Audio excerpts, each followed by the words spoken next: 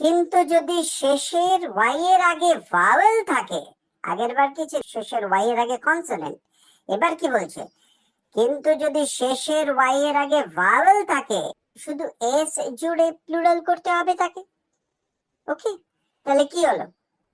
কি, কে E Y মানে চাবি, শব্দের শেষে ওয়াই আছে, ওয়াই এর ঠিক আগে কি আছে? ভাওয়েল না কনসোনেন্ট? না, ভাওয়েল আছে, ওয়া ই। তাহলে কি হয়ে যাচ্ছে?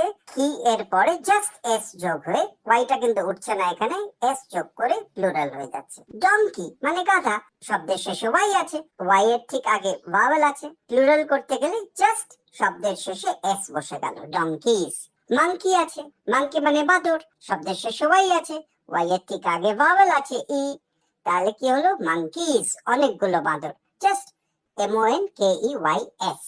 বয় ছেলে, শব্দের শেষে ওয়াই আছে, ওয়াই এর ঠিক আগে কি আছে? ভাওয়েল আছে ও, তাহলে হয়ে যাচ্ছে বয়েজ, জাস্ট এস যোগ করে। টয় খেলনা, শব্দের শেষে ওয়াই আছে, ওয়াই এর ঠিক আগে ও আছে ভাওয়েল, তাহলে কি হচ্ছে? অনেকগুলো খেলনা, জাস্ট এস যোগ করে প্লুরাল হচ্ছে টয়স।